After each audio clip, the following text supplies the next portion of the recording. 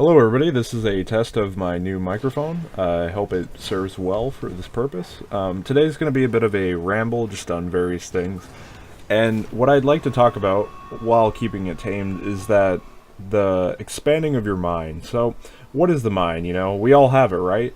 But I feel like a lot of people get caught up in what they're doing. For example, let's say they're doing something difficult, like they're working a very vigorous job, or they're didn't have any, natural talent in something, so they give up very easy. However, I like to give a bit of a personal story. So I went to visit some friends and family in a rather distant place, and from that point, I actually wasn't feeling that great during the December month.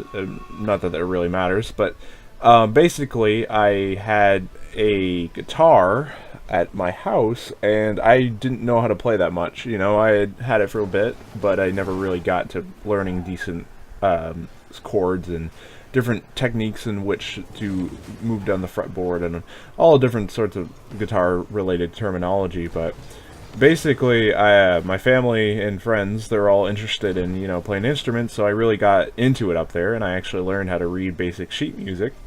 And so from there, I came back in January, basically, and I decided, hey, you know what? Why don't I learn some more songs and stuff and actually learn how to play? And what I was trying to get at is when I was playing guitar for the first point of view, I think the reason why I really didn't become associated with it, I didn't really adopt it into my lifestyle, is because, I wasn't a natural at it, and it requires work, like just about anything that means anything in this life. And so what I'm trying to get at is just because you're having struggle with something does not mean like you're not, made for it. For example, take a look at Albert Einstein. Albert Einstein, when going to, from what I've read of him, he was going to a regular school, I believe it was in South Germany, in Switzerland. He basically had okay grades growing up in his high school years, and then he got to college and he did okay there. I mean, maybe he showed a little bit of talent from that perspective. But it wasn't really until he had a lot of time on his hands that he actually developed anything that the world really wanted. And so he was working at a patents office for, quite a few years, and that ability for a kind of laying low job allowed him to really think about things, and thus he came up with different things like the photovoltaic effect. I think it was in 1905, and then the theory of relativity in 1915, and those different aspects of Einstein's equations and hypotheses.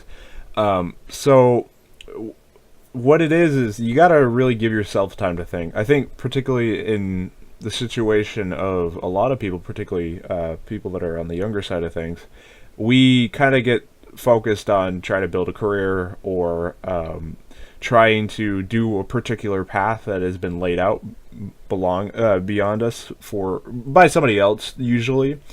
And I feel that getting to understand the self, as the Chinese philosophy says, understanding why you're doing stuff, understanding what you want in this world, is much more important than simply following a linear direction and whatnot.